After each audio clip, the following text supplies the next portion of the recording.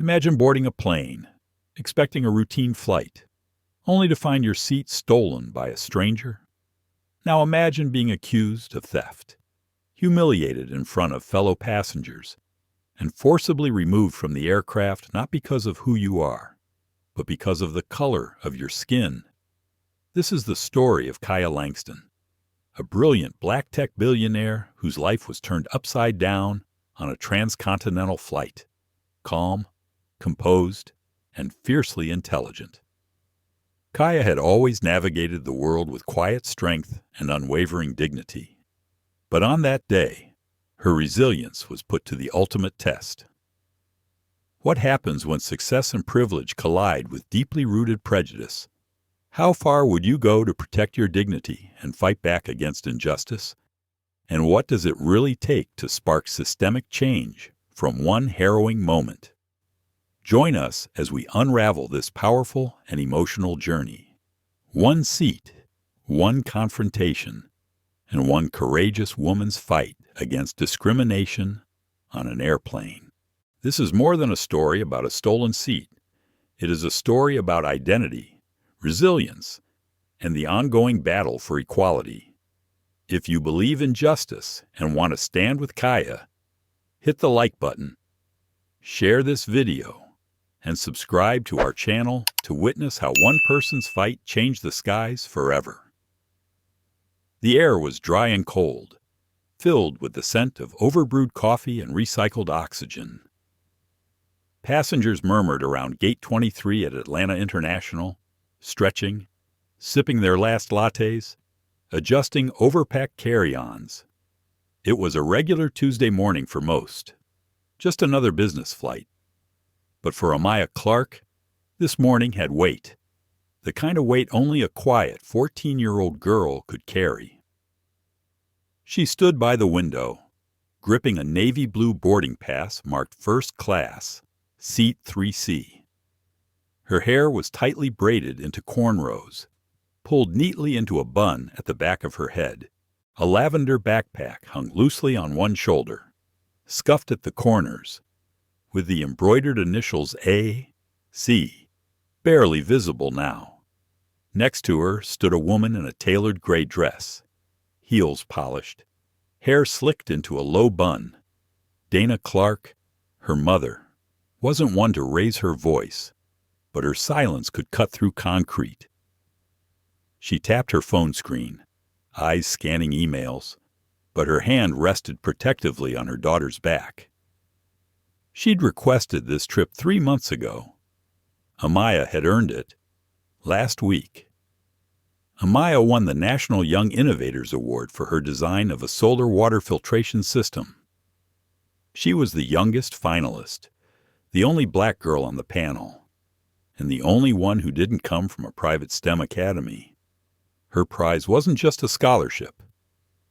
It was an invitation to speak at the Global Youth Future Tech Summit in Seattle. And Dana, CEO of Clark Capital and one of the youngest black women to take a company public, had sworn she'd be there to see her daughter speak, not as a sponsor, as a mother, as the airline announced pre-boarding for first class. Dana straightened her back and gave Amaya a subtle nod. It was time. Inside the plane, the world shifted. Plush leather seats replaced hard plastic. Flight attendants smiled wider. Coats were whisked away. Warm towels offered with quiet grace. The calm was manufactured, but it worked. Seat 3C, Dana said gently, pointing. Amaya stepped forward and paused. Her seat, her name was already occupied. A tall man in a tan blazer sat reclined in 3C, scrolling through his phone as if the world didn't exist around him. His bag was already stowed. He looked up briefly, then turned back to his phone. Dana cleared her throat. "Excuse me," she said politely. "I believe my daughter has 3C. He barely glanced up. "They told me to sit here." Gate agent said 3C. Dana remained composed. "We have a printed boarding pass. This is her assigned seat." A flight attendant approached, A young woman with platinum blonde hair twisted into a bun too tight for comfort. Her name tag read Brenda. "Is there a problem?" Brenda asked, her tone already strained. Dana held out the boarding pass. "My daughter was assigned seat 3C. This gentleman appears to be in her place." Brenda looked at the pass, then at Amaya, then back at the man. Her eyes flickered briefly with something unreadable. "There must be a mix-up," she said quickly. "Let me check with the crew." She left, but not before adding, "In the meantime, there's an open seat in the back. If she wants to sit there, just for now." The back. Dana blinked. Amaya didn't speak. Her small frame stiffened. Her hand instinctively moved toward her backpack strap, but Dana gently stopped her. "No, she will not go to the back. She has a first-class ticket." The man in the seat sighed loudly. "It's just a seat." "Lady, don't make a scene." Dana turned to him with that same quiet force she used in boardrooms. "She earned this seat. She belongs here." But Brenda returned with a clipboard and a practiced frown.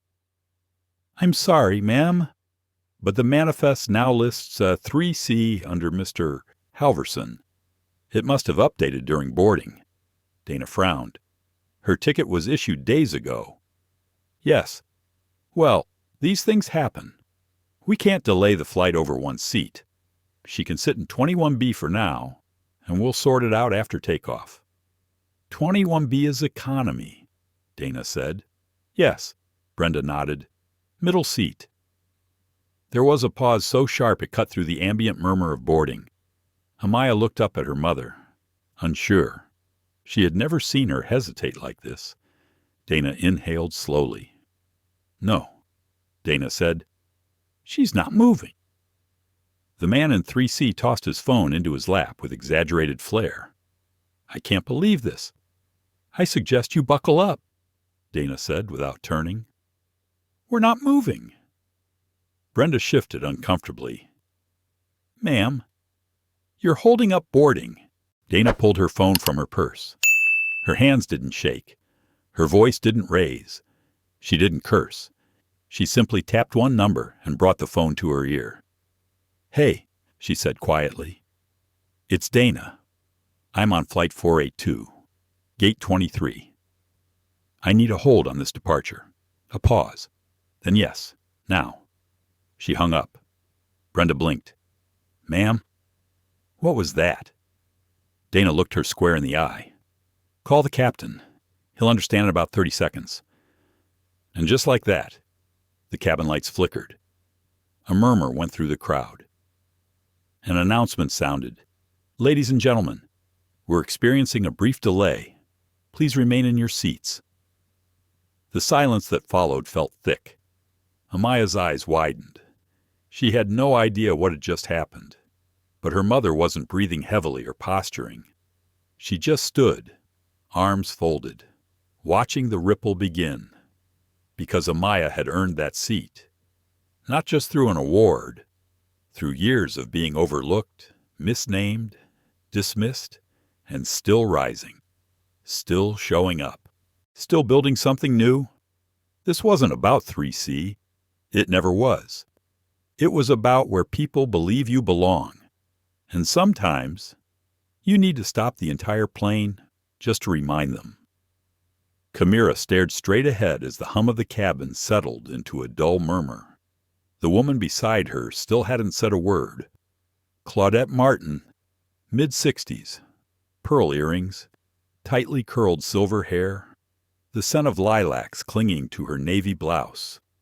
She hadn't so much as glanced Kamira's way after reclaiming the seat she thought was hers, the one Kamira paid for.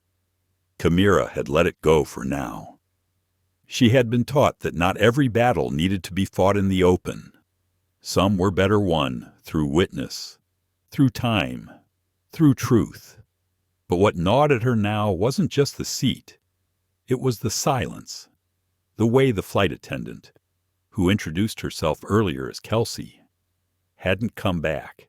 The way the rest of the business class passengers avoided eye contact, pretending they hadn't seen a young black woman stand for 10 whole minutes while her rightful seat was debated like a misplaced umbrella. Kamira's fingers tightened on the leather strap of her backpack, still at her feet. She took a slow breath and exhaled through her nose. Her father's voice echoed in her mind. "You never shout to prove your worth. You live it so loud they can't help but hear." Across the aisle, in seat 3C, a young woman kept glancing over. Her camera phone was pointed subtly downward, but Kamira knew it was filming. The woman caught her eyes and gave a tiny nod. That nod did something. It anchored Kamira. Someone saw. 10 rows back, a little boy kicked the back of his mother's seat. His father hissed at him to stop. The mother turned and whispered something that sounded like "People are already watching." That sentence carried like a stone tossed in still water. But Kamira wasn't watching them. She was watching the flight crew. Kelsey, the same flight attendant who'd smiled so politely during boarding, now stood huddled with a male crew member near the galley. Their faces were drawn. Words passed in hurried whispers. Kelsey glanced in Kamira's direction. When their eyes met, she looked away. There was something there. Guilt, maybe, or fear. Kamira leaned back against the headrest and closed her eyes. Only briefly. Her mind circled. She thought about her mother, always reminding her to bring your own proof. She thought about the quiet stories passed down over dinner tables, about relatives turned away from hotels, from jobs, from schools. Same story, different stage. Her uncle once said. Her phone buzzed in her lap. A message from her assistant. Eliana just saw the video. "Is everything okay?" Kamira froze. "So it's already out there." She typed back quickly. "Still calm, still seated. We'll let you know." No punctuation. It wasn't a moment for formality. She slipped the phone back under her thigh and looked around. The seatbelt sign was still off. The doors hadn't closed yet. There was still time. Just then, a new figure approached. A man in a pilot uniform. He didn't look like the captain, possibly the first officer. Early 40s. Clean cut. Confident in a performative kind of way. He stopped beside Kamira's row. "Good evening," he began, with a voice trained to sound warm, but held just an edge too much caution. "We understand there's been a bit of confusion with your seating." Kamira said nothing. He continued, "Unfortunately, our manifest shows the seat assigned to Ms. Martin, and since she's already seated, we're unable to process any changes while boarding is still ongoing." Kamira turned slowly toward him. "Would you like to see my receipt?" He blinked. "Ma'am, I understand that's what you believe, but we have to go by the records we have." Kamira reached into the inner flap of her bag, retrieved a small black leather wallet, and pulled out a printed copy of her itinerary. She handed it to him without speaking. He scanned it, expression flattening. Okay. I'll have to take this to the gate agent. Just a moment." He walked off quickly, but Kamira knew what just happened. He hadn't expected her to be prepared. He hadn't expected printed proof. Claudette Martin, still looking forward, said under her breath, "You people always escalate things." Kamira turned her head slowly.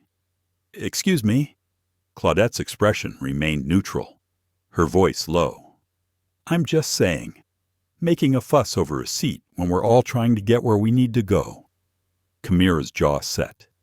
She spoke quietly but firmly, respectfully.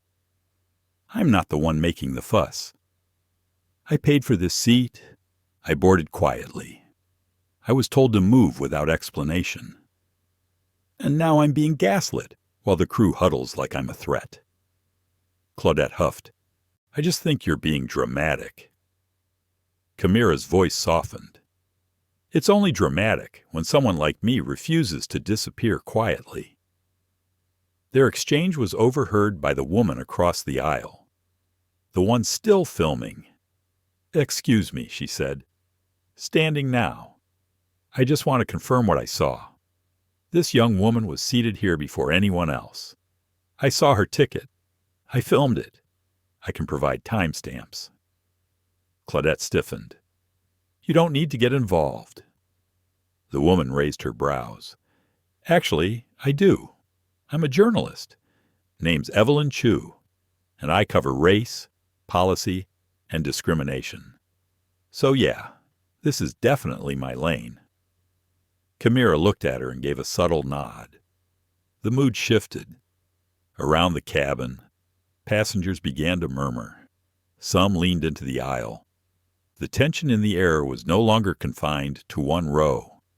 Just then, Kelsey returned. Her eyes scanned the cabin. She clearly hadn't expected the witness to stand up. We're going to need a moment, she said. Her voice taut. Please stay seated while we sort this with the gate crew. Too late. The momentum had changed. Camira folded her hands in her lap, spine straight. She wasn't moving, and for the first time, she realized neither was the plane. The moment lingered. Monroe's voice, gentle yet firm, still echoed in the ears of those nearby. Most had returned to pretending to read their magazines or swipe through their phones, but the tension was unmistakable, like a violin string pulled too tight. Serena stood in the narrow aisle between rows 1A and 1B, her posture upright but her small frame visibly shaken. She clutched her boarding pass in her left hand like a shield. Her right hand trembled slightly by her side. The man in her assigned seat had not moved. He was mid-40s, white, wearing a gray sports coat and an expensive watch that he kept adjusting with deliberate ease. His name, according to the seat manifest Serena had glimpsed during check-in, was Mitchell Crane. He leaned back, legs crossed, phone out, ignoring her presence like she was no more significant than turbulence. Sir, Monroe said again, softer this time. She's assigned to that seat. Mitchell glanced up with a blank expression, then looked to the flight attendant standing nearby. She can take the seat behind me. It's also in first class. What's the issue? Serena blinked, unsure whether to respond or wait for the flight crew to intervene. The older flight attendant, Barbara, stepped forward, placing a polished hand on Serena's shoulder. Her smile was mechanical. Miss, perhaps we could ask you to just take 2C for now. We're trying to get everyone settled so we can depart on time. Serena didn't move. It wasn't just about a seat. It was about being asked to shrink herself again, to accommodate someone else's comfort, even when she had followed every rule, paid every cent, checked in on time, smiled, waited, obeyed. And now, the man who looked through her, who decided she didn't belong there, was being protected by a system that expected her to be small and grateful. I'm sorry, Serena said, her voice quiet but steady. That's not my seat. My seat is 1B. Monroe's gaze flicked from Serena to Barbara. There was a heaviness in his chest he couldn't explain. Something about the way the flight crew subtly directed passengers of color further back in the boarding line. The way their voices shifted when addressing Serena versus other first-class guests. It wasn't the first time he'd noticed it, but today it pressed into him harder than usual. I can check the manifest, Monroe offered, stepping forward. Barbara stiffened. That won't be necessary. We just need her to be cooperative. Monroe looked at Serena. May I see your boarding pass? Serena handed it to him without hesitation. 1B, her name printed clearly. He turned to Barbara. She is in the right seat. He's not. Barbara's pleasant facade cracked for a second. Mr. Crane is a platinum-level flyer. He boards early. Sometimes these things get shuffled. Monroe raised a brow. Are we talking about a shuffle or a decision? Silence. Another flight attendant, this one younger, stepped into view. Her name tag read Lauren. She looked from Barbara to Mitchell, then back to Monroe and Serena. I'll get the purser, she said, and vanished down the aisle. The captain's voice came over the intercom just then, announcing a slight delay due to final safety checks. But everyone in rows 1 through 5 knew what the real delay was. Monroe returned Serena's boarding pass. He gave her a nod not of pity, but of acknowledgement. You have every right to that seat, he said quietly. I know, Serena whispered back, blinking fast to keep from crying. Minutes passed. The whispers among the other first-class passengers turned louder. Some took their phones out, half hidden, filming the moment. Then came the purser, tall, composed, and wearing a sharp uniform. Alexis Quinn was the senior authority in the cabin. Her eyes moved quickly from Monroe to Serena to Mitchell Crane. She didn't ask questions. She looked directly at Barbara. Was there a seating issue? Barbara replied. We asked the young woman to relocate to accommodate a loyalty guest. She's refusing. Alexis turned to Serena. May I confirm your boarding pass? Serena handed it over again. Alexis examined it, then looked to Mitchell. Sir, I'm afraid you're in the wrong seat. Mitchell shrugged. You're really going to make a fuss over this? I'm already settled. It's just one seat. Alexis' voice didn't change. Sir, please move to your assigned seat or you'll need to deplane. A pause. Then Mitchell stood, muttering something under his breath about entitlement and special treatment. He brushed past Serena with a shoulder bump harder than necessary, then moved 2 rows back without apology. Serena finally sat down. The cabin buzzed with low murmurs, but Monroe noticed something shift. The silence was no longer hostile. It was full of awareness. Alexis leaned towards Serena and said softly, If you need anything, don't hesitate. Barbara was no longer smiling. As Monroe settled into his seat again, he thought about the quiet courage Serena had shown. It would have been easier to comply, to not make waves, to sit down and disappear. But she didn't. She stood still. And now something had changed. Not just for her, for everyone watching. Monroe pulled out his phone. He hesitated before opening his messages, then finally typed one out to his assistant.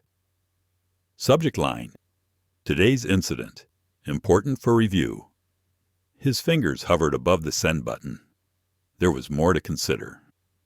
What policies allowed this? Why had Barbara made the decision she did?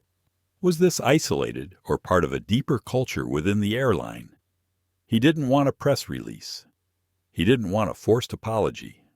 He wanted change, not just because he was an executive, because he was a father, because he had a niece Serena's age, because he remembered being a black teen asked to move, to shrink, to apologize for occupying space others thought he hadn't earned. The flight finally began taxiing toward the runway. The lights dimmed slightly. Monroe looked over at Serena. She was staring out the window, one hand pressed to her collarbone, as if trying to still her own heart. He didn't say a word, but he stayed alert, because this wasn't over. The engine hum carried a soft lull as Flight 728 continued westward, but for Malia, each passing minute felt sharpened by the edge of something deeper than discomfort. It was the unmistakable feeling of being erased while present. The man in her seat had now dozed off, chin tucked, arms crossed like he belonged there. The flight attendants had resumed their duties. wheeling carts and avoiding eye contact with her as if her calm presence was somehow more disruptive than the man's entitlement. But Malia didn't move. She sat just one row behind her rightful seat, upright and composed. Her eyes fixed not on the man who had taken what she paid for, but on the flight attendant who allowed it. Inside her, a war raged. Every instinct told her to escalate, to stand up, to say, "Excuse me, you're in my seat. I have the ticket to prove it. You will move." And yet she could still hear her father's voice from years ago, during one of their long nighttime walks through the neighborhood. "Malia, power doesn't always roar. Sometimes it waits. Sometimes it listens before it strikes." She folded her hands in her lap. Her silence wasn't resignation. It was calculation. Next to her, the older black woman who had quietly offered her the open seat leaned over again. "Don't let them harden you, baby," she whispered, her voice like wind through pine needles. "But don't let them walk over you either." Malia glanced at her. "I'm still deciding what this is going to be." The woman gave a knowing nod and leaned back into her own thoughts. That was the thing about shared experience. Words weren't always necessary. 2 rows ahead, a woman with dark hair and thick glasses had been watching the whole thing unfold. Her name was Tara Reyes, a journalist traveling home from a mental health conference in Seattle. She had started to look away, as people often do in uncomfortable public moments. But something in Malia's stillness wouldn't let her disengage. Tara reached into her backpack and pulled out her iPad. She opened her notes app and began to type. Row 4. Passenger with first-class ticket reassigned without reason. Man took her seat. Staff ignored her. She kept typing, detailing every observable moment with timestamps. Not because she knew who Malia was, not because she had a following or an audience, but because her gut told her this wasn't just about one seat. This was a story. Meanwhile, farther up the aisle, Cassandra Miles poured seltzer into a cup with lime for 2A. She was thinking about her mortgage, her daughter's braces, the 3 more years until retirement. She wasn't thinking about justice or seats or race or systems. She just wanted to get through the shift and not get written up. But as she turned to head back toward the galley, her eyes briefly caught Malia's. The expression stopped her. It wasn't angry. It wasn't pleading. It was clear. Cassandra shifted uncomfortably. She hated that look, that mirror look, the one that asked, silently, "Who are you when no one's looking?" She turned away, but the look stayed with her. Back in 4C, Malia took out her phone, not to record or post or tweet. She opened her notes app and began to write. Her words weren't fiery. They weren't rehearsed. They were reflections. I paid for that seat. I sat down quietly. I was told to move. I moved. And the man who took it, he laughed. She stopped typing. She wasn't a child. She was the youngest billionaire in biotech history. She had testified before Congress on public health equity. And yet here she was, being taught again the first lesson she ever learned in America. Success does not exempt you from being seen as less. The thought pressed hard on her chest. She looked up. The man in her seat stirred and stretched. Then, without even turning around, he pressed his call button. When the light above him blinked, Cassandra approached, plastering on her trained smile. "Yes, sir. Blanket's too thin. Can I get another one, and maybe some scotch?" "Of course," she said automatically. But something about her voice cracked, barely audible. Not to him, but to herself. She returned to the galley and gripped the counter with both hands. The flush rose in her cheeks before she could stop it. She had been in the air for 27 years. She had trained dozens of junior flight attendants. She had learned to smile through turbulence, vomit, mid-air proposals, and death. But this was something she couldn't clean up with warm nuts and a napkin. She walked back to Malia and stopped beside her. I'm sorry, she said softly. Malia looked up. For what Cassandra swallowed. For not doing the right thing. Are you going to fix it? The question wasn't aggressive. It wasn't even hopeful. It was just a question. Cassandra blinked. Let me try.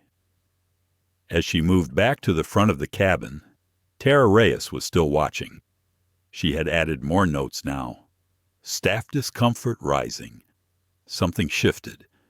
Back in the captain's cabin. First Officer Damian Willis leaned toward Captain Ron Halperin. You see what's happening back there in 4C? Ron sighed. I've heard bits over the radio. You think we should step in? Damian looked at him evenly. If we don't, we're complicit. The word landed like a punch. Ron rubbed his temples. He had flown over 30 years. But this flight, this moment, felt like something different. He keyed his intercom to the lead flight attendant's private channel.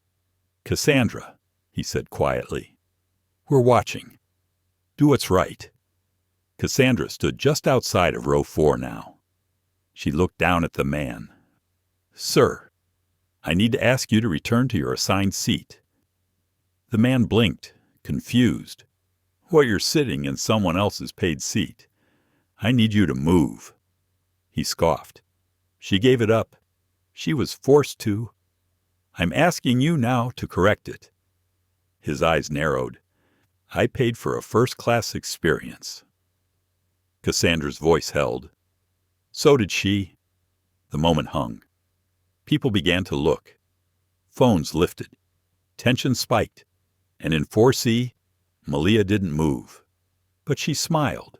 Because the plane was no longer in the air alone. The ground was watching. The system was stirring. And the reckoning had just begun. The cabin air had thickened. What should have been a quiet hum of takeoff preparations had turned into a storm of whispers, side glances, and a slowly growing wall of tension separating row after row. Celeste Harper sat upright in her stolen seat. Her eyes wandered the cabin with the careful gaze of someone trained not just to observe, but to remember. She saw more than people saw themselves. She saw the nervous twitch in the gate attendant's jaw as he avoided eye contact. She noted how the flight attendant, Lydia, kept glancing back toward the cockpit after every exchange. And she saw how passengers were already beginning to choose sides. To her right, the woman in 3D leaned toward her husband, whispering too loudly to be private. She's just sitting there like nothing happened. Like she belongs. She does belong, the man replied gently. It's her seat. Their exchange warmed Cameron's chest. Cameron had moved to a seat further back, but her daughter's bag was still tucked in the first-class overhead. The injustice clung to her skin like mist. Celeste turned her head just slightly. Behind her, Mr. Jameson sat with his arms crossed, visibly irritated. He made no attempt to hide his contempt. It was a quiet contempt, the kind not shouted but carried in posture, in sneers, in subtle tones and slow turns of the head. She understood men like him, men who believed they were owed access, men who had never heard no and taken it as final. She had worked beside them, above them, and had outperformed them only to be met with disbelief. The world hadn't changed as much as people liked to think. The captain's voice came through the speakers, a voice calm but hesitant. Ladies and gentlemen, we're experiencing a minor delay as we sort through a seating discrepancy in the first-class cabin. We appreciate your patience. The intercom clicked off. The cabin buzzed again. Celeste looked forward, past the curtain that had long since been pulled aside. She could feel a line being drawn across the air, dividing the cabin. Her heart raced, not from fear, but from something else, a wariness, the feeling that she was no longer a person in seat 2A, but a symbol. And symbols were dangerous things on a flight 30,000 feet above the ground. Lydia returned, this time slower. She crouched beside Celeste's seat again, forcing a smile that didn't reach her eyes. "Ms. Harper," she said, "we're trying to verify the boarding records. It seems there may have been a manual override. We're speaking with the ground crew." Celeste raised her brows slightly. "And in the meantime, I'm going to ask that you consider temporarily moving to 8C. Lydia said, "Where my mother is." "Yes, until we sort it all out." "I see." Celeste turned toward the window. She didn't speak for a few moments. Then, softly, "Not Lydia. Would you have asked a white man to move if this happened to him?" Lydia's eyes flicked nervously. "This isn't about race. I didn't say it was, but I'm asking you a question. Would you have asked him to give up his seat?" Lydia opened her mouth, then closed it. Her face tightened. "We're just trying to de-escalate," she said. Celeste nodded. "You de-escalate by addressing the person who caused the problem, not the one it was done to." With that, she looked forward again. Lydia stood. There was nothing more to say. Passengers had stopped pretending to mind their own business. Whispers were now commentary. The white woman in 4A took out her phone and angled it just enough to film. Others followed. One man stood up from economy, peered over, and said aloud, "She's right. I saw that guy cut in and pretend the seat was his." The crew didn't stop him. Celeste felt a strange pang. She didn't want a scene. She didn't want a revolution inside a pressurized cabin. But maybe the scene had already been written. She was just living it. Back in row 8, Cameron sat with her hands tightly clasped. She watched every movement. Her daughter hadn't raised her voice, hadn't cursed, hadn't begged. She just existed, quietly, with dignity. That was power. That was what real strength looked like. But strength came at a cost. Cameron felt it, the weight of the eyes, the questions no one dared ask. Who is she? What does she do? Why is she sitting there? Cameron remembered when Celeste was little. How people had always said, "She's so articulate," as if that were rare. How she was passed over in school for awards she deserved. How she came home crying once, at age 10, because a teacher said her science project was too good to be hers. And now, even as a billionaire, her presence was being questioned in row 2A. A quiet fury rose inside Cameron. She stood up. As she made her way to the front of the cabin, she caught the eye of Mr. Jameson, who scoffed. "Excuse me," Cameron said to Lydia, who was now conferring with another crew member. "Ma'am, please return to your seat. I just have a quick question," Cameron said. Her voice was soft, but firm. "When does justice begin on this flight? When does my daughter get treated like she's human? Because I've been watching this unfold for the last 15 minutes, and not one of you has asked the man who stole her seat to move. Not once." The cabin went silent. Lydia looked to the other attendant, then back to Cameron. "We're handling it, ma'am." "Are you?" Cameron's eyes glistened. "Because from where I'm standing, you're doing the exact opposite." Then she turned toward the other passengers. "She paid for that seat, just like anyone else. But she's been treated like she doesn't belong from the moment she stepped on this plane. If this is how you treat black women in first class, then you're flying the wrong skies." Silence, and then applause. Soft at first, then louder. row by row. People nodded. Some stood. Even a man in a pilot's uniform emerged from the cockpit, his expression unreadable. The tide had turned, but the storm was not over. As Celeste turned and locked eyes with her mother, something shifted, not in anger, but in truth. And truth has a way of clearing the clouds. The seatbelt sign was still glowing when a quiet hush fell over the cabin. Everyone was waiting. Some passengers were nervously sipping water. Others kept looking toward row 2, where an unexpected tension still lingered like fog over a morning runway. Kaia sat upright, back pressed gently into her seat. She didn't speak. Her fingers rested in her lap, calm yet steady, like she was pressing invisible keys on a piano only she could hear.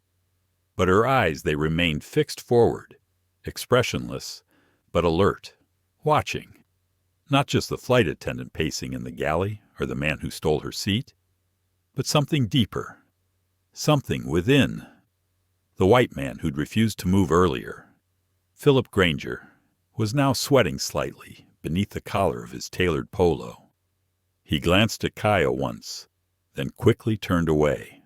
His confidence had cracked ever so slightly, though he masked it well. Still, the way he shifted in his seat gave him away.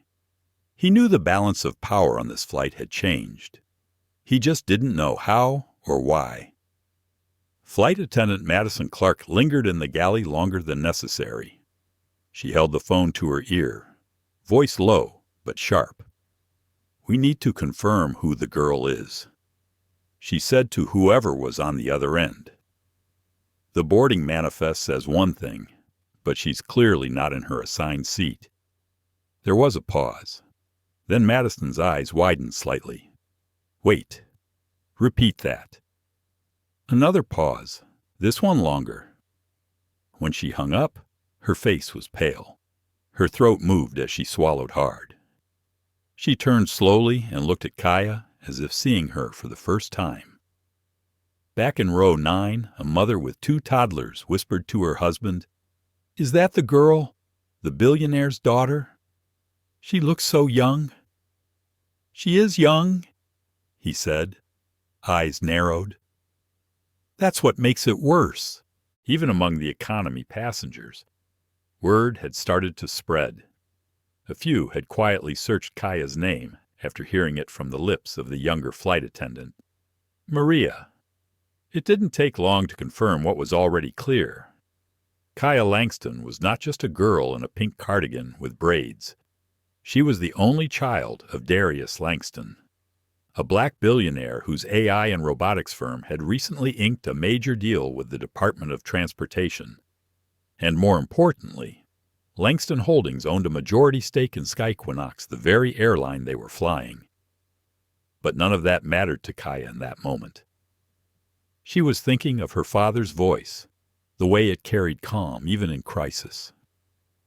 She was thinking of the tears her mother once shed after being told by a cab driver that they don't go to that part of town. She was thinking of the way her grandmother clutched her purse tighter when walking past certain stores. She was thinking about how history isn't always past tense. Madison approached cautiously. She wasn't sure what to say. Her script had dissolved the moment the truth landed like a lightning bolt. She stood beside Kaia's seat. "Miss Langston," she began, voice brittle, "there seems to have been a misunderstanding. If you'd be willing, we can escort Mr. Granger back to his original seat and restore your rightful one." Kaia didn't move. Her voice was calm but had weight.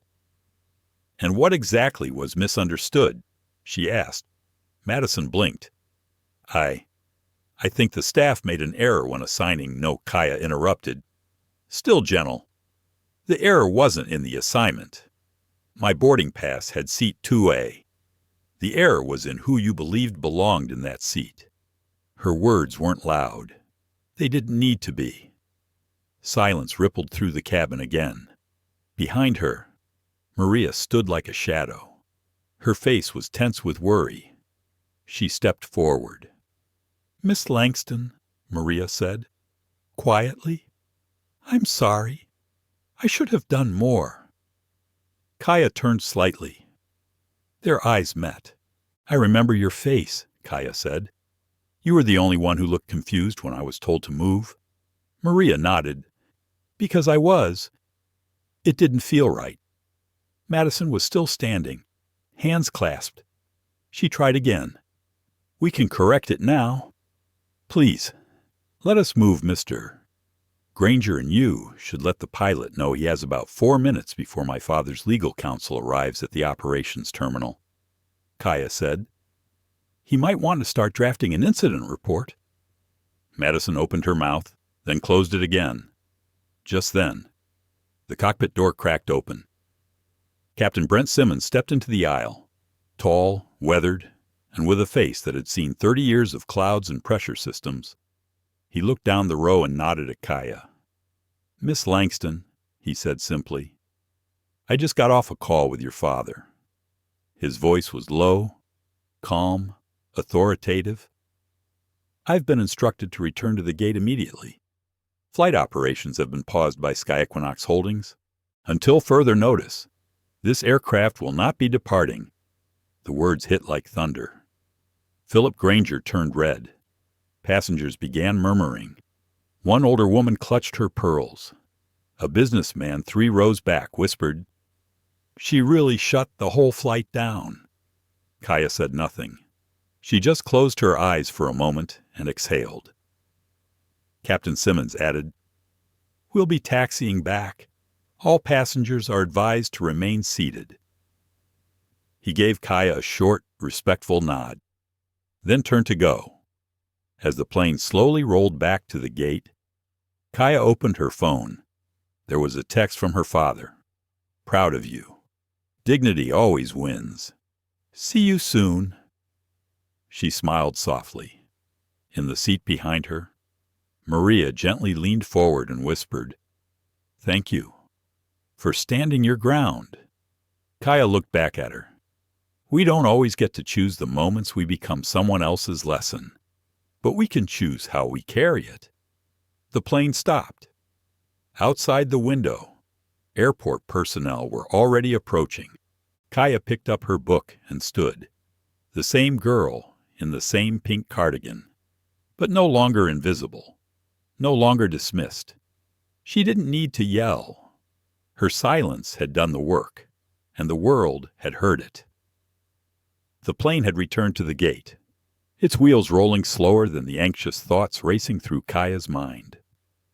Around her, passengers shifted uncomfortably, their conversations hushed but thick with speculation. The cabin no longer felt like a confined space in the sky. It felt like a stage set for something much larger than any of them. Kaia remained seated, calm and composed, but inside a storm brewed the weight of everything that had happened pressed down on her chest. She replayed the events, the subtle looks, the pointed whispers, the way her seat had been taken as if she were invisible. Invisible not because of who she was, but because of the color of her skin. Invisible despite her achievements, her family's name, her own dignity. Her mother's voice echoed in her memory, always reminding her that strength was not loud. It was steady and unyielding. That day, Kaia had embodied that strength, but now she grappled with the quiet anger simmering beneath the surface. Madison, the senior flight attendant, finally spoke again, this time with a softer tone that hinted at something between apology and regret. Miss Langston, I want to assure you that we are investigating the matter thoroughly. This is not how we operate, she said, eyes flickering with unease. Kaia nodded, but said nothing. The words felt empty in a place where actions spoke louder than promises. Captain Simmons stepped back into the cabin, his authoritative presence commanding attention. Ladies and gentlemen, I understand the frustration and discomfort this delay has caused.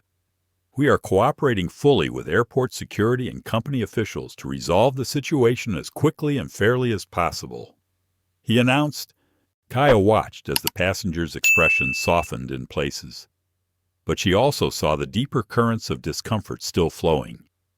Some passengers clearly uncomfortable with the attention now focused on her and the situation. Out in the jetway, the airline's ground team had gathered. Kaia could see her father, Darius Langston, standing with a small entourage of executives and legal counsel. His face was a study in control and determination. A man used to commanding boardrooms, but now navigating the turbulent currents of a very public crisis. She remembered his words from earlier that day, the text message she had received moments ago. "Proud of you. Dignity always wins. See you soon." His confidence bolstered her. But it was more than that. It was a reminder that the battle they were fighting was not just hers. It was about the countless others who had been silenced and dismissed. It was about confronting a system that allowed prejudice to hide behind polite smiles and protocol. Security personnel approached the plane, and Kaia was politely asked to disembark for further questioning. She moved through the cabin with quiet grace, catching the eyes of some passengers who offered tentative nods or whispered encouragement. Others avoided her gaze altogether. In the sterile airport security area, the atmosphere shifted dramatically. The hard surfaces, bright lights, and constant hum of activity reminded Kaia of all the times she had felt out of place, scrutinized, and judged not by her character, but by the assumptions made about her. She sat at a small metal table, flanked by her father's legal team and representatives from the airline. Agent Melanie Cooper, a woman with sharp eyes and a no-nonsense demeanor, was assigned to oversee the investigation. "Miss Langston, we appreciate your cooperation." Agent Cooper said, "We are reviewing the boarding records, surveillance footage, and witness statements. Our goal is to determine exactly what transpired and to ensure that any wrongdoing is addressed." Kaia looked up at the agent, her voice steady. "I just want the truth to come out, not just for me, but for every person who has ever been told they don't belong because of the way they look." Agent Cooper nodded. "That's why we take this seriously. For hours." Kaia and the legal team went through records, video clips, and passenger accounts. The footage was clear. It showed Philip Granger stepping into the first-class cabin, bypassing his assigned seat, and sitting in hers without hesitation. It showed flight attendants ignoring the confusion and siding with him without verifying documents properly. It also revealed a pattern of similar incidents. A series of complaints had been quietly filed by minority passengers who had been pushed, ignored, or misidentified in first-class cabins across the airline's fleet. The evidence painted a damning picture of systemic bias, not just an isolated incident, but a reflection of deep-rooted issues in airline culture. Back on the plane, the passengers had been deplaned and accommodated on alternate flights, but the story had already spread beyond the gate. Social media lit up with hashtags demanding justice for Kaia and calling for accountability from Sky Equinox Airlines.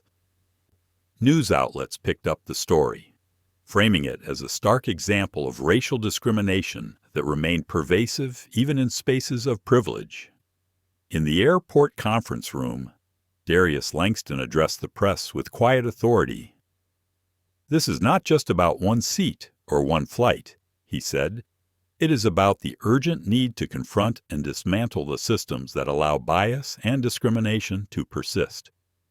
We are committed to working with the airline and authorities to ensure that incidents like this are never repeated."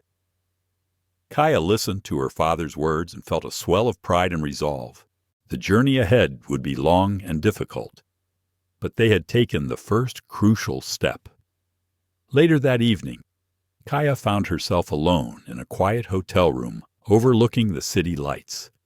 The weight of the day settled over her, but so did a sense of purpose.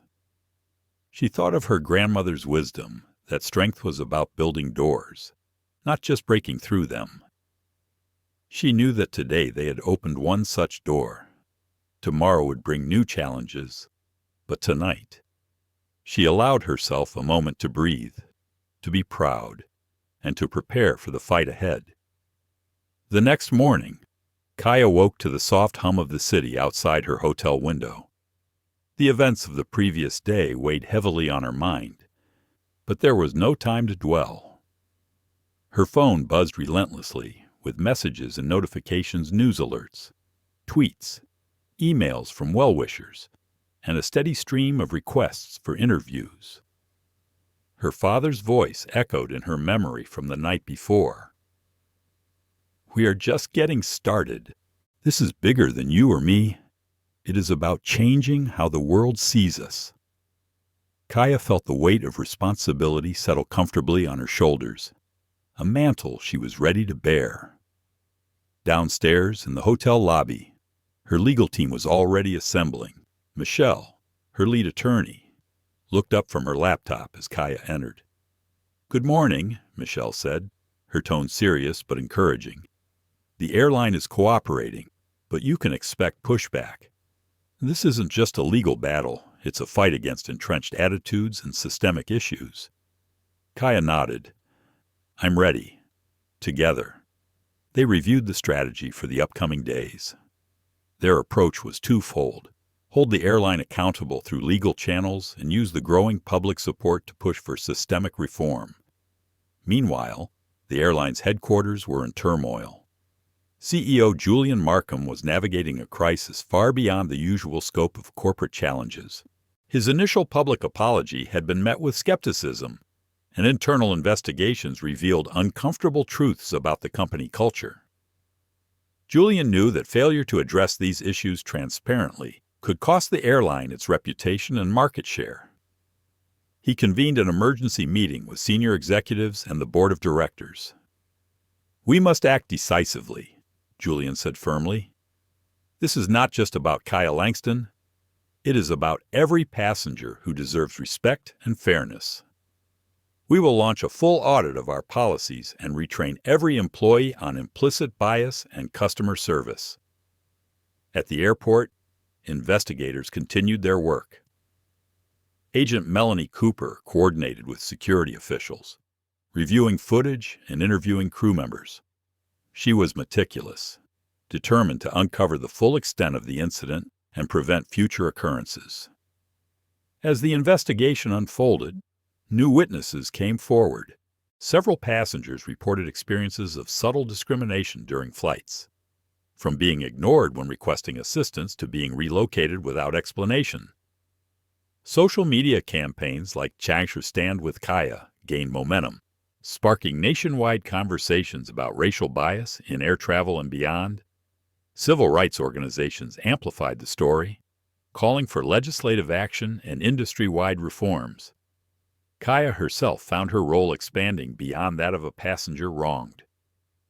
Invitations arrived for speaking engagements, panel discussions, and media appearances. Each platform offered an opportunity to share her story and advocate for change. Despite the demands, Kaia remained grounded. She prioritized her schoolwork and personal reflection, mindful of the balance between public advocacy and her own growth. One afternoon, as she prepared for a live interview, Kaia paused before the mirror. Her reflection revealed a young woman transformed not just by circumstance, but by resolve. Her grandmother's words played softly in her mind. "Strength is not just enduring. It is rising every time you are knocked down." The interview went live, and Kaia spoke with clarity and grace about her experience, the systemic issues it revealed, and her vision for a more equitable future. Her words resonated deeply with viewers across the country, many of whom shared their own stories of discrimination and hope. Back in the legal arena, Michelle and the team worked tirelessly to negotiate a settlement with Sky Equinox. Their demands included compensation for Kaia, a formal apology, and concrete commitments to policy changes. After weeks of negotiations, the airline agreed to implement comprehensive anti-discrimination training, establish a diverse passenger advisory board, and invest in technology to monitor and prevent bias in service assignments. The settlement also included funding for scholarships supporting minority students pursuing careers in aviation and technology, an initiative Kaia championed personally. Publicly, the airline's leaders appeared contrite, but behind closed doors, some resisted the changes, worried about costs and the shifting corporate culture. Kaia and her supporters remained vigilant, understanding that true transformation required persistent pressure and accountability. As the months passed, Kaia continued to travel, often choosing to fly Sky Equinox to demonstrate her commitment to change. Each flight was a reminder of the journey from invisibility to influence. One evening, while boarding a flight to Washington, Hawaii, Kaia noticed new signs in the airport and aircraft promoting inclusivity and respect. The cabin crew greeted passengers with warmth and attentiveness, their training evident in every interaction. Kaia took her seat in 2A, her rightful place, and allowed herself a quiet smile. Her journey had been far from easy, but it was a testament to the power of resilience, dignity, and the unwavering belief that change was possible. She thought once again of her grandmother Martha's wisdom. When you build a door, hold it open for others. The world needs more open doors. The flight took off smoothly, carrying Kaia not only toward her destination, but toward a future she was helping to shape, one where justice and respect were the true first-class experience. In the weeks following the incident, Kaia found herself thrust into a spotlight she had never sought, but was determined to use wisely. The public support was overwhelming, yet the backlash was fierce and unrelenting. Everywhere she went, social media exploded with polarized opinions. Supporters hailed her courage and resilience, rallying behind the message that discrimination must be uprooted. Hashtags like Parchim Justice for Kaia and Pretrial Flyfair trended worldwide, sparking conversations about systemic racism not just in airlines, but across everyday life. Yet alongside this tide of support came a wave of criticism and vitriol. Some accused Kaia of exploiting her wealth and status to turn a minor inconvenience into a spectacle. Others questioned the legitimacy of her claims, dismissing her as overreacting or seeking publicity. Trolls filled comment sections with hateful messages, attempting to undermine her reputation and shake her resolve. Kaia had anticipated some resistance. Her mother had warned her that standing up against entrenched systems always invited pushback, but the intensity of it was still jarring. She found herself rereading messages late at night, some offering kindness and encouragement, others filled with anger and suspicion. She grappled internally with conflicting emotions. Was she strong enough to endure this storm? Was her voice truly making a difference, or simply stirring division? These questions pressed on her mind during quiet moments, often when she was alone in her room, the city lights casting long shadows across the walls. Yet even in those moments of doubt, a deeper conviction anchored her. This fight was bigger than any one person. It was about breaking down the invisible barriers that kept people like her marginalized. It was about giving a face and a voice to those who had been silenced for too long. Her father's presence was a constant source of strength. Darius, too, faced scrutiny from business circles and media, but never wavered in his support. He reminded her that progress was never comfortable and that every step forward was hard-won. In the courtroom, Michelle and the legal team prepared meticulously for the formal proceedings against the airline. The case had moved beyond a simple dispute and was now a landmark legal challenge addressing systemic bias and corporate accountability. Michelle's calm confidence in those moments bolstered Kaia's own resolve. The attorney's meticulous approach to detail, combined with a fierce commitment to justice, made it clear that they were not just fighting for compensation, but for meaningful reform. Meanwhile, behind the scenes, at Skyquinox, divisions grew. Julian Markham faced pressure from shareholders demanding swift resolution to protect the company's image. Some executives pushed back against the proposed changes, fearing the costs and cultural shifts that comprehensive reform would require. Julian stood firm. "This is about the future of our company. If we want to thrive, we must lead the change," he declared in a tense board meeting. As the case drew closer to trial, media outlets ramped up coverage. Interviews, debates, and panel discussions filled airwaves and social feeds. Kaia was careful with her words, knowing that every statement would be dissected and analyzed. She spoke not only about her own experience, but about the countless others who had endured discrimination in silence. She called for systemic change training programs that addressed unconscious bias, transparent complaint processes, and a corporate culture grounded in genuine inclusion. One evening after a televised interview, Kaia sat quietly with her friend and mentor, Lauren. They shared a coffee in a small downtown cafe, the noise and bustle of the city contrasting with the intimate conversation. "People see you as a symbol now," Lauren said softly. "That's a heavy weight." Kaia nodded. "I didn't ask for this, but I can't turn away either. If my story can change even one life, then it's worth it." Lauren smiled. "You have the strength to carry that weight. Just remember to care for yourself, too." That balance was a constant challenge. Kaia began scheduling time for rest, meditation, and simple joys, walks in the park, reading novels, moments of laughter with friends. Despite the challenges, small victories came. Skyquinox announced new policies addressing discrimination, including quarterly anti-bias training for all employees and the creation of a diversity and inclusion advisory board. In addition, they committed funds to support minority students pursuing aviation careers, a program Kaia personally helped design and promote. The airline's apology had evolved from a scripted statement into genuine efforts to listen and learn. Flight attendants, including Madison Clark, began sharing their own reflections and participating in the training sessions with renewed openness. Yet the most profound change came from passengers themselves. Many began documenting and reporting incidents of discrimination. Empowered by Kaia's example and the airline's new reporting app, this shift in awareness rippled across the industry. Other airlines started reviewing their own policies, sparked by the media attention and consumer demand for accountability. Kaia's story also reached policymakers. Congressional hearings were scheduled to examine racial bias in transportation and to consider legislation mandating anti-discrimination training nationwide.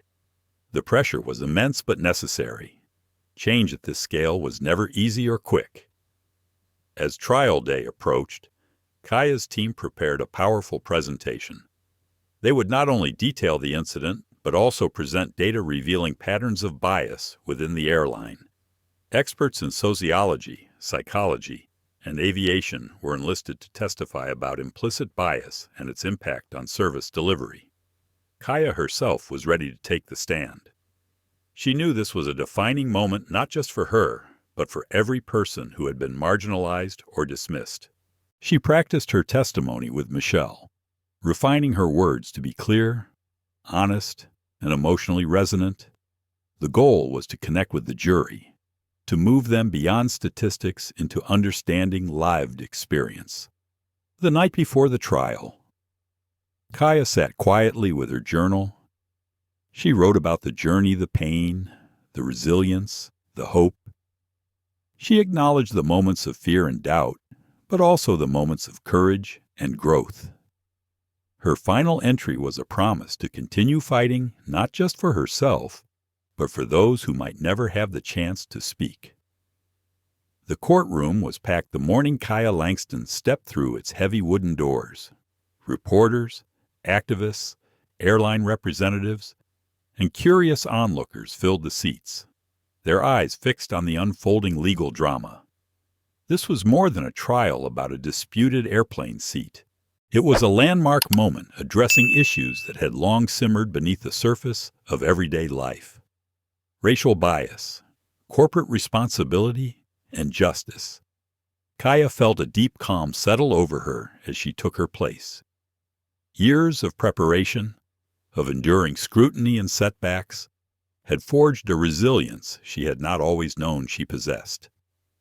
Today, she was not just a passenger wronged, but a voice for countless others who had faced similar indignities. Her attorney, Michelle Carter, delivered the opening statement with precision and passion. She framed the case as a battle against a system that had allowed prejudice to dictate who belonged in spaces reserved for comfort and dignity. "The evidence will show," Michelle declared, "that Kaia Langston was targeted not because of anything she did, but because of who she is. A successful black woman challenging an outdated system." The defense team for Sky Equinox Airlines responded with a practiced approach, emphasizing procedural adherence and isolated misunderstandings. They painted the airline as a company committed to fairness, caught in an unfortunate but singular incident. As witnesses were called, the story's layers began to reveal themselves. Kaia's recounting of the flight was both detailed and measured, her voice steady but carrying the weight of personal experience. She described the subtle looks, the whispered conversations, and the moment Eleanor Price took her seat actions that, when pieced together, revealed a deliberate attempt to exclude and humiliate. "Why did you choose to record the interaction?" Michelle asked. Kaia's eyes met the jury. "Because I knew I needed evidence. In situations like these, facts are often overshadowed by assumptions." Expert testimony followed. A psychologist explained implicit bias and how even well-meaning individuals could unconsciously contribute to discriminatory outcomes. Another expert described systemic issues in customer service industries, where minority passengers often faced harsher scrutiny. The airline's internal emails, introduced as evidence, shocked the courtroom. Messages from Captain Brent Simmons revealed derogatory remarks about minority passengers and a dismissive attitude toward complaints. The defense struggled to explain away these revelations, but the damage was clear. Outside the courtroom, the story dominated headlines. News outlets framed Kaia as a symbol of resistance, a young woman turning personal pain into public change. Social media campaigns grew, with testimonials flooding platforms about similar experiences. The ripple effect was undeniable. As the trial continued, Sky Equinox announced additional reforms, a zero-tolerance policy for discrimination, the creation of anonymous reporting channels, and expanded diversity hiring initiatives. Despite these steps, some shareholders expressed concern about the company's direction, worried about financial implications. Julian Markham publicly reaffirmed his commitment to change, but privately he faced a growing divide within the board. In a rare moment away from the public eye, Kaia met with her father. They sat in a quiet park, surrounded by the sounds of children playing and the rustle of leaves. "You have stirred something powerful," Darius said gently. "Not everyone will understand it, but that is the price of progress." Kaia nodded, her gaze steady. "I am ready to keep going." The trial neared its climax as Kaia delivered her closing statement. She spoke not just to the jury, but to every person watching, listening, and feeling the weight of inequality. "This case is about more than me.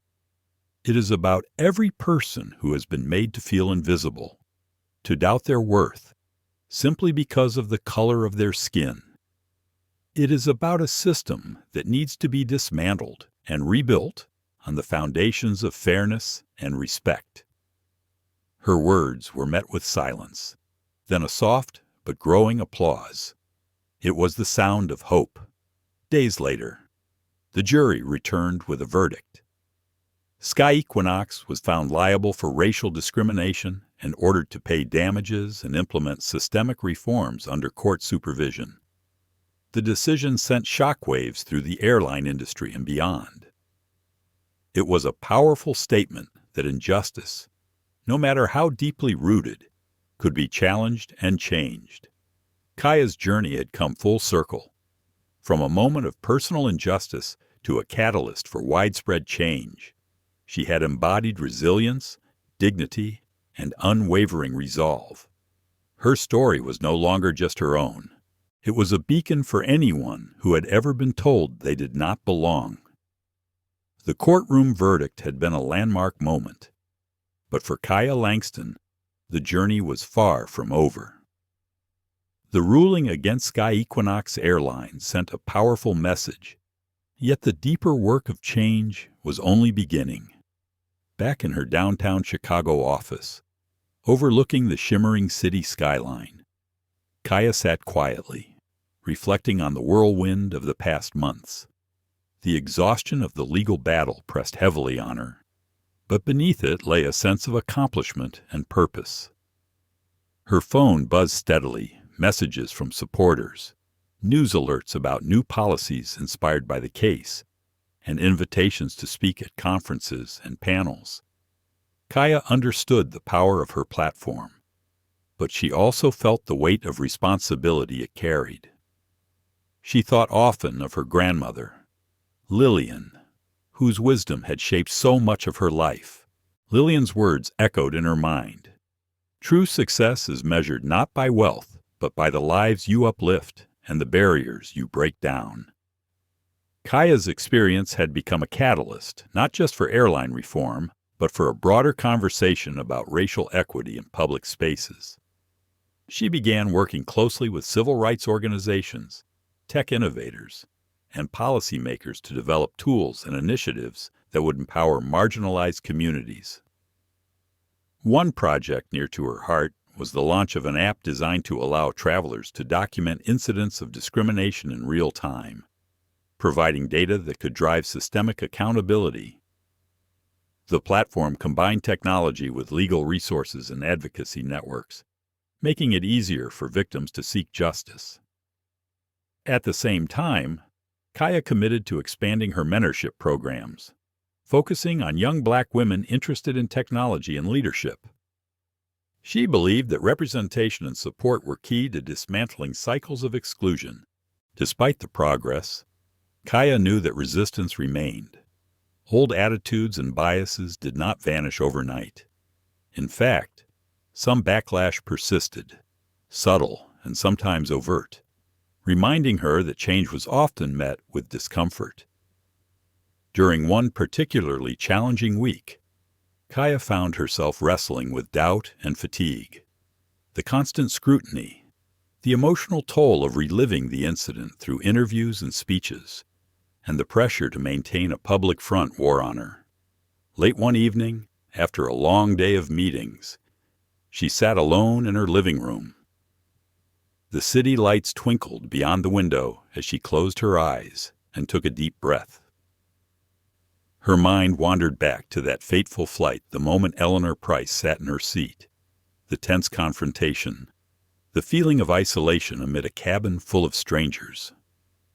She recalled the quiet strength she had summoned to stand firm, even as the odds seemed stacked against her. She acknowledged her vulnerability in those moments, the fear, the anger, the determination, and the lessons they had taught her. A soft knock at the door interrupted her thoughts. It was Lauren Mitchell, her longtime mentor and friend. Lauren stepped inside with a warm smile and a bottle of tea. "I thought you might need some company," Lauren said gently. Kaia smiled in gratitude. "I do. Sometimes it feels like the fight never ends." Lauren nodded knowingly. "It doesn't, but neither does our capacity to grow stronger through it." They talked late into the night, sharing stories of struggle and resilience, hopes and fears. Lauren reminded Kaia of the importance of self-care and boundaries, especially when carrying the hopes of so many. You are a beacon. Kaia. But even beacons need rest, Lauren said. The next morning brought renewed focus.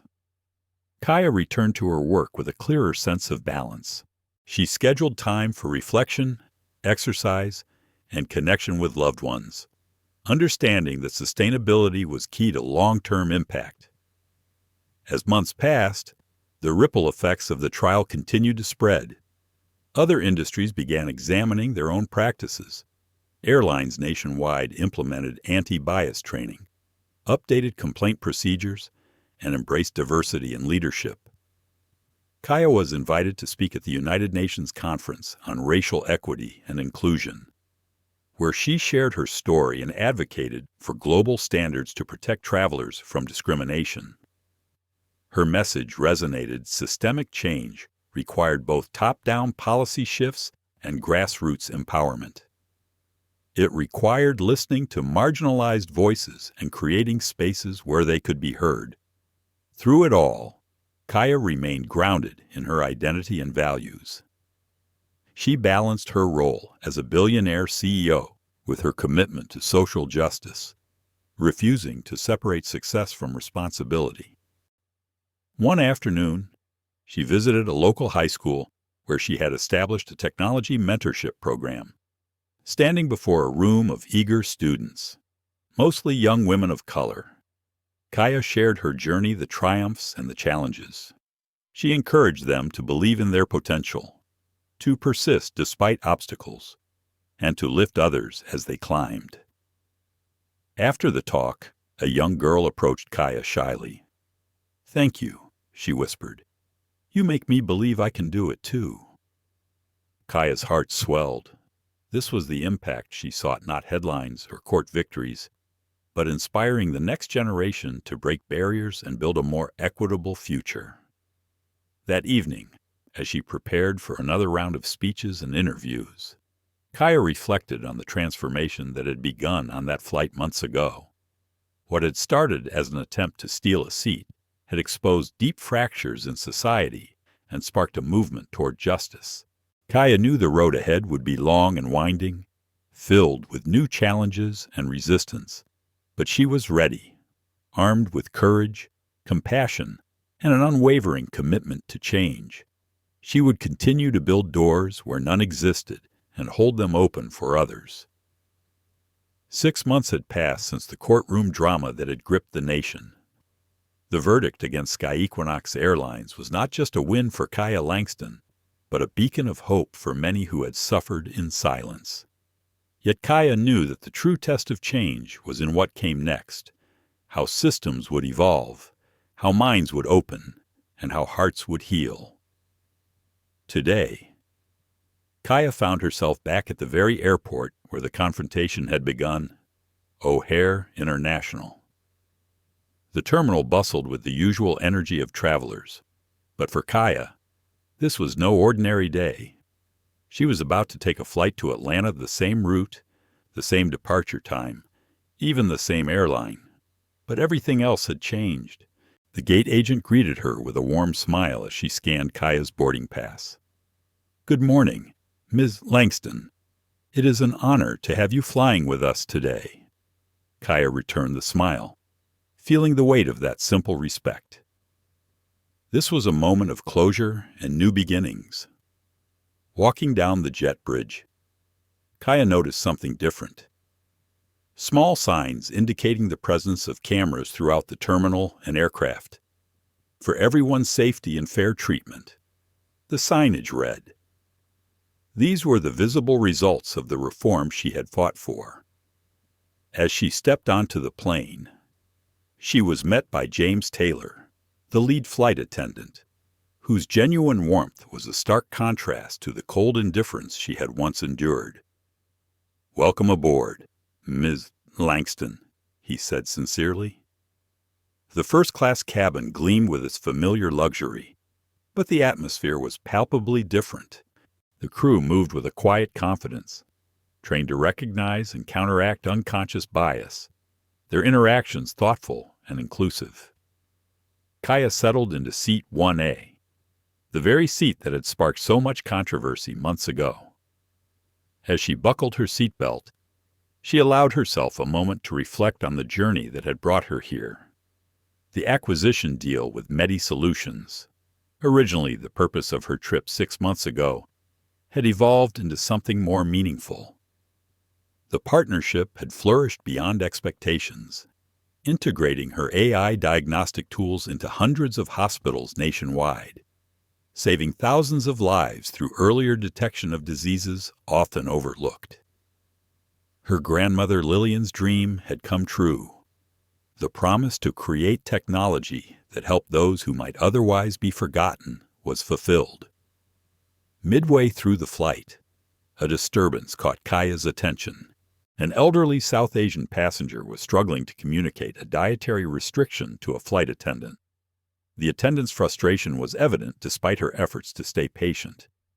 Without hesitation, Kaia rose and approached. Excuse me.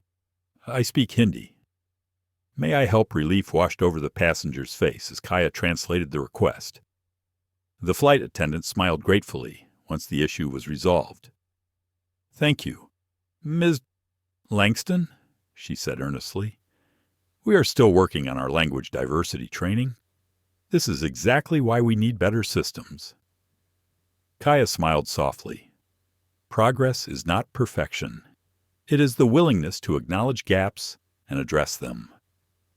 Returning to her seat, she noticed passengers watching her, some with admiration, others with curiosity. Her story had made her a reluctant public figure, but she chose to embrace the responsibility rather than shy away. As the plane began its descent toward Atlanta, Kaia felt a sense of completion. The journey interrupted months ago had reached its destination. But more importantly, she had arrived transformed stronger, wiser, and more determined. The acquisition deal had been renegotiated with better terms, and Neurovista was poised to expand its impact even further. New initiatives focused specifically on reducing healthcare disparities in underserved communities had been launched. Upon landing, Captain Sofia Rodriguez, a seasoned pilot and one of the first women of color promoted to lead Sky Equinox flights after the reforms, stood at the cockpit door to greet Kaia. It was an honor having you on board today, Ms. Langston, she said warmly. Your work has made a difference for so many of us. Kaia nodded, grateful. The work continues, for all of us. Walking through Hartsfield-Jackson Atlanta International Airport, Kaia once again reflected on her grandmother's wisdom. True success was measured not by accolades or wealth, but by the positive change created in the world. The painful incident had become a catalyst for progress, not just for her, but for countless others. The battle against prejudice was ongoing, and systems required constant pressure and accountability. But meaningful progress had been made, and Kaia Langston was more committed than ever to continuing that work. The airline had overhauled its training procedures, implementing mandatory anti-bias education for all staff. A diverse passenger advisory board was established to review policies and complaints, ensuring multiple perspectives informed decision-making. Kaia's Equality and Transit Foundation had expanded its mission, partnering with civil rights organizations to combat discrimination across all forms of transportation. The Foundation's reporting app documented thousands of incidents in its first months, providing the most comprehensive data on transportation discrimination ever compiled. This data was already shaping federal policies. Mentorship programs for young Black women in tech continued to thrive, creating pathways for future leaders to rise. As Kaia moved forward, she understood that standing firm in the face of injustice required both courage and compassion. It demanded resilience and a commitment to transform pain into purpose. Her journey from that stolen seat to becoming a symbol of change had been neither easy nor straightforward. But Kaia Langston was proof that one person's steadfastness could spark a movement. One flight could become a symbol, and one story could ignite a call for justice. Her grandmother's parting words resonated more than ever when you cannot find the right door. Build your own and hold it open for others to follow. With that resolve, Kaia prepared for the next chapter, knowing that the journey toward equality was ongoing, but confident that together, change was possible. Kaia Langston's story is a stark reminder that discrimination still lurks in the spaces we think should be safe and fair for all. Her strength and grace under pressure show us that standing up against injustice is never easy, but it is necessary. Every whispered doubt, every sideways glance, and every unjust accusation chipped away at her dignity, yet she refused to be silenced or erased. This story is more than a personal victory. It is a call to action. It demands that we recognize the subtle and overt ways racial bias shapes everyday experiences, even at 30,000 feet.